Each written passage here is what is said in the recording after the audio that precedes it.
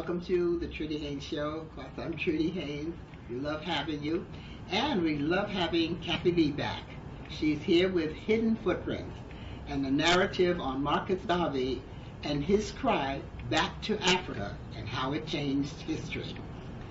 You know, we have a lot of young men and women who try to live with a criminal record, and it goes with them for the rest of their lives. But there is one guy we have there today. His name is Devon Cade, who says he can help. Sharon Wilson is an attorney who says she can help you with understanding the law and how you can avoid a lot of problems by understanding it. And Holly Robinson is back in the house on satellite to give you some healthy hints for you and your family. So let's get started with Hidden Footprints. What is a movement? Why do they start and why do they end? Today we will explore Marcus Garvey's Back to Africa movement. My name is Kathy Lee, and welcome to Hidden Footprints.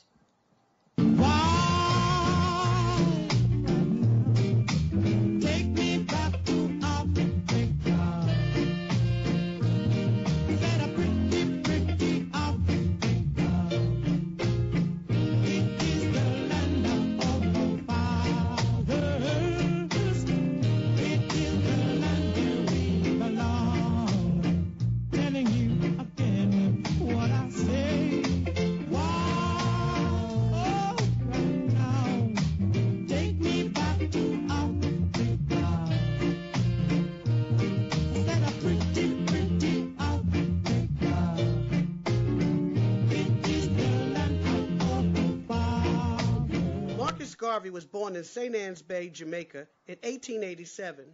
As a young man in his 20s, Garvey witnesses firsthand the racism faced by people of color in his travels through Central and South America, and also in England and Europe. He was determined to change the world African people were confined to live in.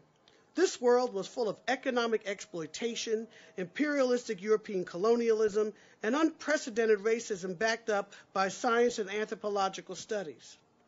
But what did Garvey's world look like?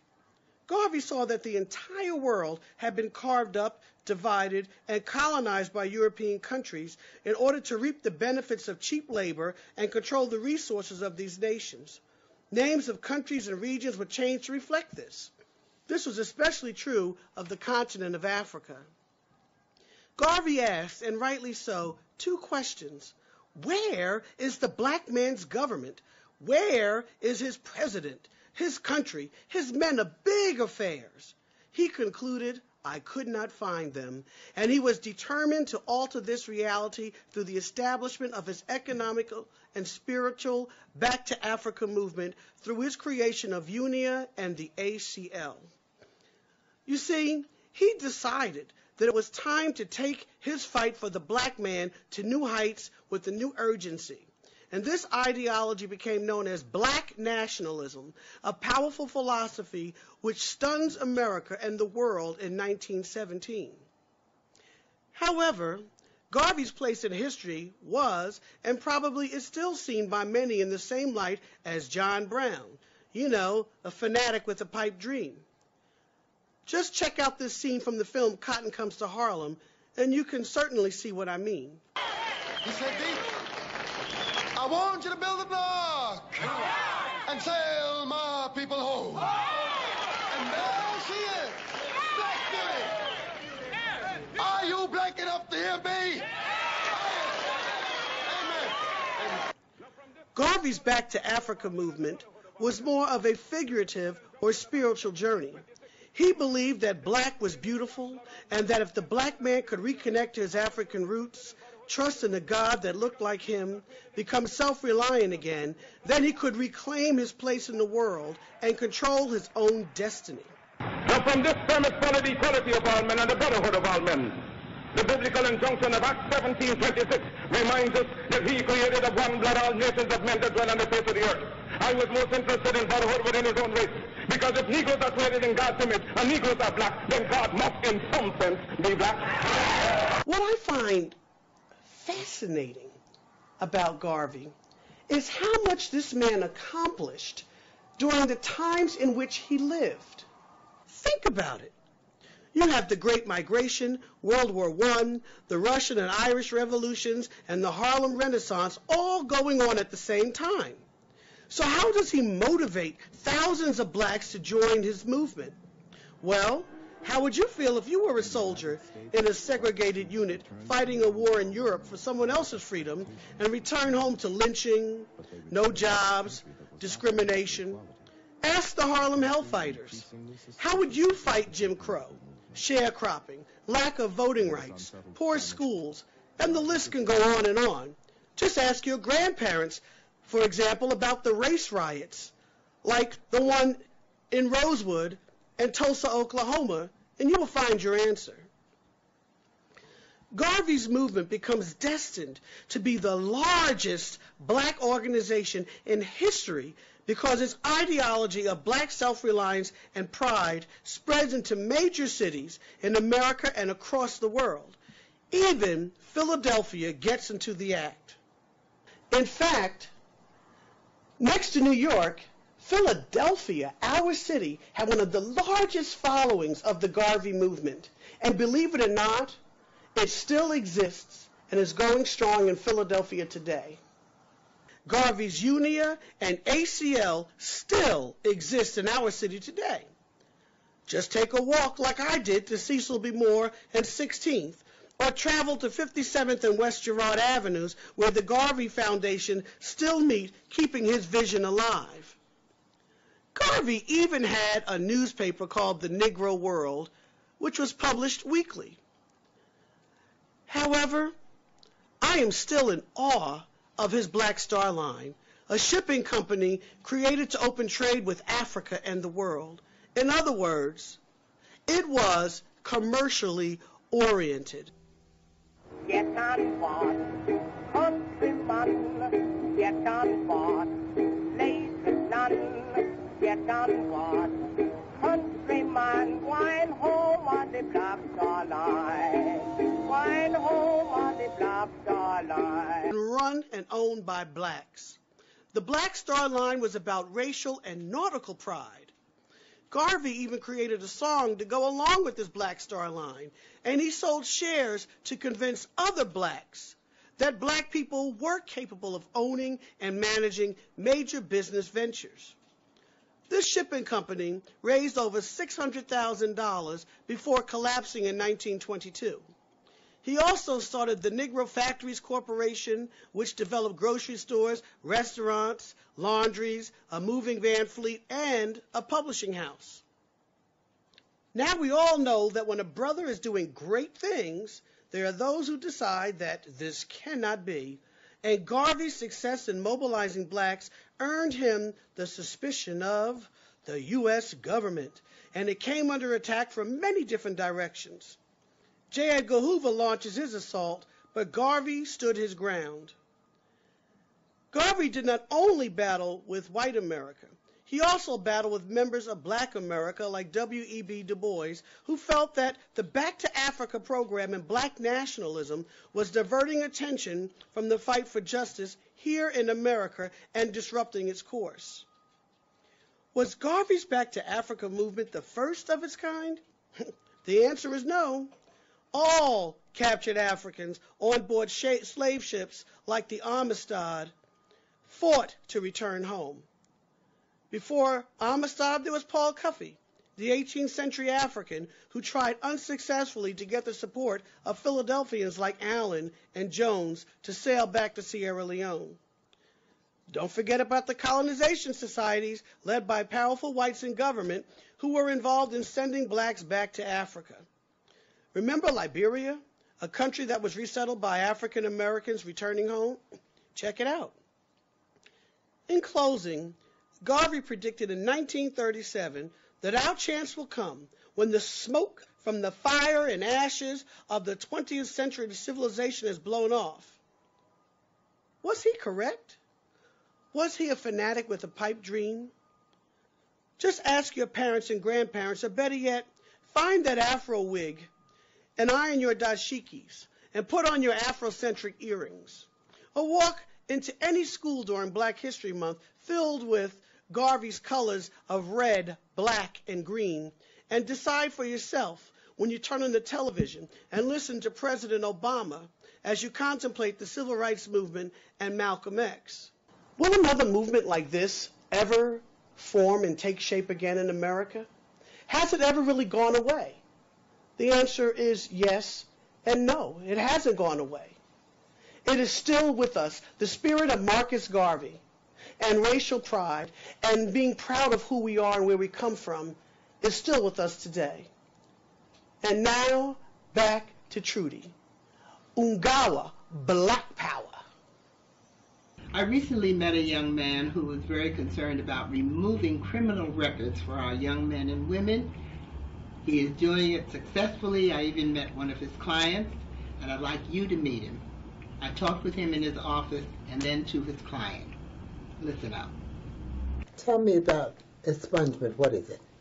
An expungement is when you go file a action in court and you ask a judge to hear the case basically on what you believe to be either an error in law or an error that which the Commonwealth has filed against you, and you've either been found not guilty or the case has been withdrawn. And this is an example of a sample petition that we filed on the behalf of the petitioner to have their cases expunged or redacted so they can go on with their lives and move on and have all their arrest record cleared up. Do we have a lot of cases? Do we have a lot of blacks that are victims? Yes. There's so many people that's in, not just the city of Philadelphia, but in the Commonwealth of Pennsylvania that have arrest records. What's the problem here? I wanted to get my record expunged. Why? I mean, I know why. I shouldn't ask you why. What did you do? I had a couple of assault charges against me, terroristic threats, trespassing, and I think that's about all I can remember off the top of my head. And you have a record because of those? Yes. How much of a record? You say how much? Yeah, how much of a record? That was enough right there. What is the record that you have that you can't do what? How long is it stopped people doing a lot of things. Because now I belong to an organization called the Original Richard Allen Committee Incorporated, and we do a lot of work with kids, and if there was ever run a records check on me, that would show up. I wanted to get that off my back so I can continue doing what I'm doing. There's over 500,000 people in the city of Philadelphia that have arrest records on file. But our process is when someone comes to call our office, they speak to a member of my staff or me personally, and what we do is we look up their arrest record to see, number one, how old it is, and to also see what their legal options are to getting their record expunged if they've been found not guilty or if it's been withdrawn. Or if they've been found guilty, we look at the charges that they have been found not guilty for, and then we have those charges redacted. And what we do is we go through the process to getting our clients pardons, which in this country you can only get pardons by two separate ways. If you've been found guilty of a charge, that's a state charge, you can only be pardoned by the governor. If you've been found guilty of a federal charge, you can only get pardoned by the President of the United States. And so, how effective are you? I'm very effective in how we do our process here. We have a 100% success rate, which I'm very, very proud of. And we do guarantee our work. If we lose, our clients do get a refund back of their money that they put out for our service, because we stand by our record, by making sure that everybody gets their record cleared up so they can move on to get a job, possibly open a daycare, go into foster parenting, or even getting a gun license.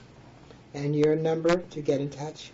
And our number here at the office is 215-384-3716. You know, Sharon, a lot of people think about law only when they're in trouble. Now, what kind of a lawyer are you? Well, actually, I practice estate and tax law. So that's primarily issues dealing with wills, trusts, deeds, that sort of thing. I help people navigate that maze that occurs at the death of a loved one or disability of a loved one. So this is the kind of law that we need, but we really don't think enough about. No, part of the job that I find myself doing is really getting and encouraging people to think about these areas of the law more. Hmm. So what is entailed? Well, today we were talking earlier about the whole voter ID and how folks are today over at City Hall really protesting for their right to be heard as others try to suppress their right to be heard through these voter ID laws. Wills, trusts, and deeds, those are the documents that really express your right. They allow you to be heard about those things that you want to happen, not during your lifetime, but after your death. So in other words, you can set up a formula of living, abiding by the law, but also using the law to your benefit. Exactly. When people talk about a will or when I suggest it to them, often the response I get is, well, I don't make enough money or I don't have enough assets. But really, Trudy, how much money do you need or how many assets do you have to accumulate before you deserve the right to be heard? You deserve the right to be heard from day one, from dollar one. And that's what I try to get people to understand, to look at these documents not just about money and value, because really it's not about money. It's about letting others know how you want your assets to be distributed. It's allowing yourself to be heard even after your death. Well, okay, we do have to be concerned about money because a lot of people today have problems, money problems. So how do they protect themselves in these areas? Well, a will is something you do not just to protect yourself, but to protect your other ones, your loved ones around you. And that can include family, friends, charity, church. Pets. Pets, that's right, even pets. So we draft these documents with an eye toward protecting others. You can decide whether your death spurs chaos or whether it's really an organized event that helps to transfer your assets. You can decide whether your death leaves your loved ones unprotected or whether you've taken the steps to protect your children or any special needs adults that may be in your life. You can decide whether or not your house that you may own or any property that you may own remains vacant and goes up for sheriff's sale, or whether some person feels blessed by having that property at your death. So these are all of the things that we can do in a positive way if we decide to plan a little and execute some of these documents before we die. How soon should you be considering things like that? Because people die and have children.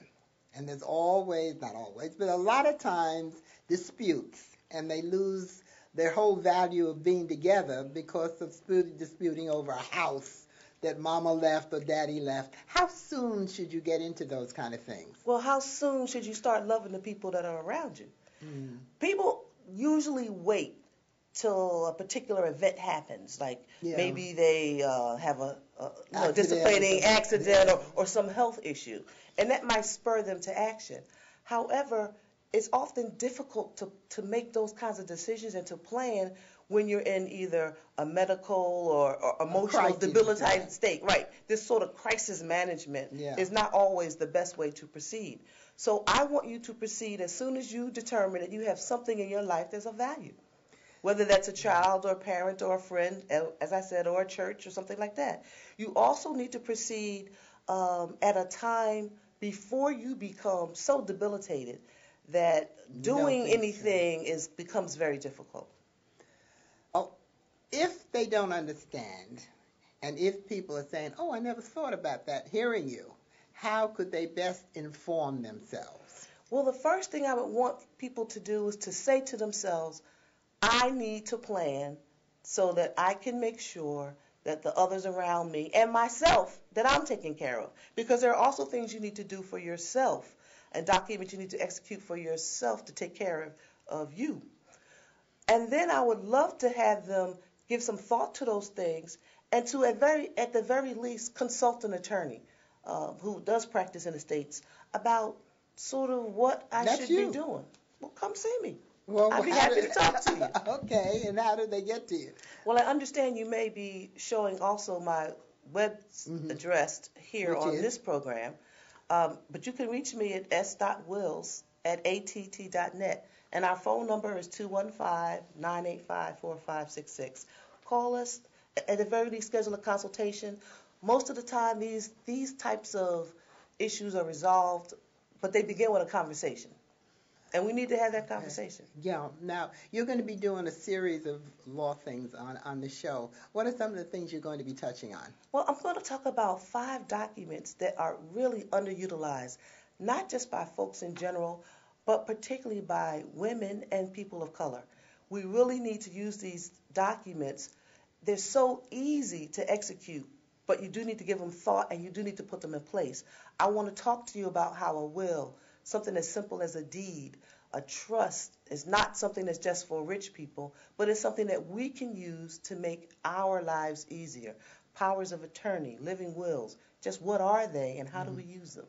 But I also want to make sure that people understand that if they don't do anything, something's going to happen anyway. The law has already made some decisions for you. It's almost like they're voting for you. You know, you wouldn't let anybody vote for you. They don't know your mind.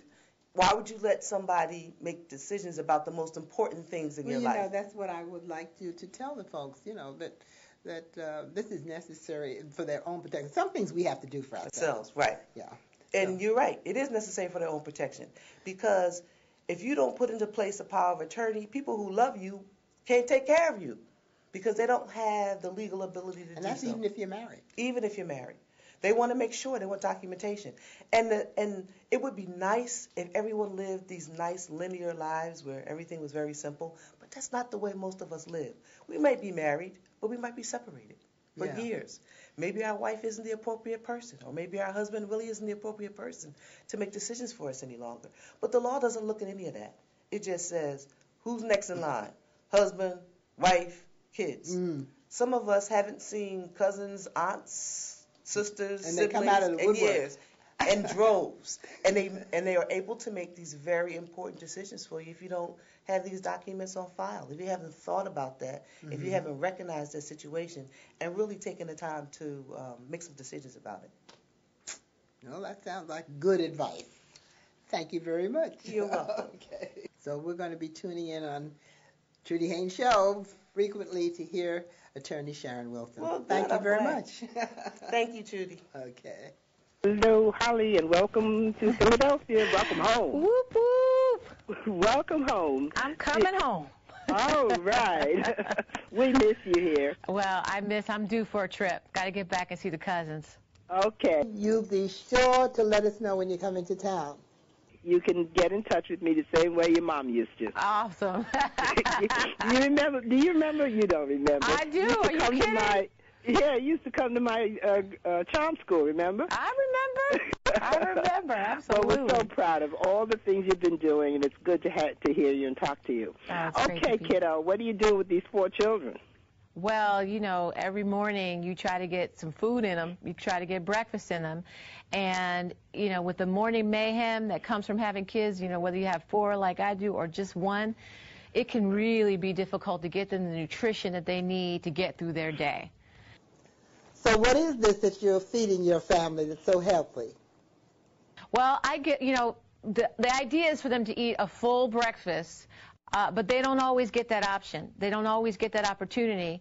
And so I'm just thrilled that there's Carnation Breakfast Essentials, which is a quick and easy and delicious option for them to get the 21 vitamins and minerals they need, 2 times the protein of an egg. And it can really help out busy working parents, even if you don't work. Just that time in the morning of morning mayhem can be so difficult. So I have the peace of mind that they are getting the nutrition they need to get them through their day. Okay, so there's nothing to do with it. It just open it up, knead it? You got a couple kinds. You can have the powdered kind that you mix in with milk, or there you also have a grab-and-go bottle, which is a real convenience if you need to do that way. But for our family, it just depends on what's going on in the morning, Trudy. I mean, sometimes, you got one kid can't find his homework. This one, the dog did something to him. So, you got all these different things and kids going left, right, east, and west. And this is a product that just really has been helpful to get us through our day. Now, if you use the Carnation Breakfast, whether it's the liquid or the powder or whatever, is that sufficient? Is that adequate? And they can run off with that? Absolutely. They can get exactly what they need. Like I said, 2 times the protein of an egg and all sorts of other 21 vitamins and minerals and all sorts of other nutrition that gets them through. And, you know, we cannot send them out of the house with nothing in the tank. And that's a big issue. You know, that really impacts their entire day. So it's quick, it's nutritious, it does the job, and it really is helpful for busy families in the morning. And how's your husband, Rodney, doing? Husband's doing good, doing really good. Still playing? No more football. Hung up his cleats, but we watch football every weekend. What about you? What's next for you? Oh, I'm working on a show called Mike and Molly. It's a CBS show, funny sitcom. I have a job on there, and it's just been such a great gig. But I'm also working on coming back to daytime and on our Holly Rudd Foundation for Autism and doing a lot of fun things and staying in the mix. I'm glad you said autism because we've had so much of that appearing in our country now. Yeah, it's 1 in 88, Trudy. I mean, the numbers, the prevalence has just gotten so much worse. So there's a lot more work to be done. Okay. Any way that we can help? Well, you can check out our website, hollyrod.org. And also I want to mention that you can also check out carnationbreakfastessentials.com and their Facebook page for recipes and tips about this great nutrition. Okay, you're busy, girl. A little bit. Congratulations again. Thank you, Trudy. Trudy. You so much. Good to see you. I think someone at my friend's school has this thing called autism. My friend's brother's son has autism. My neighbor's son has autism. My son has autism. Autism is getting closer to home. Today, 1 in 88 children is diagnosed with autism. That's a 1,000% increase in the last 40 years. Learn more at autismspeaks.org/signs. We've enjoyed having you, and we certainly want to invite you to subscribe to my YouTube channel for a web exclusive on the Warhorse. Also remember to like me on Facebook. And also remember that hope is a light diet, but very stimulating. Have a good one.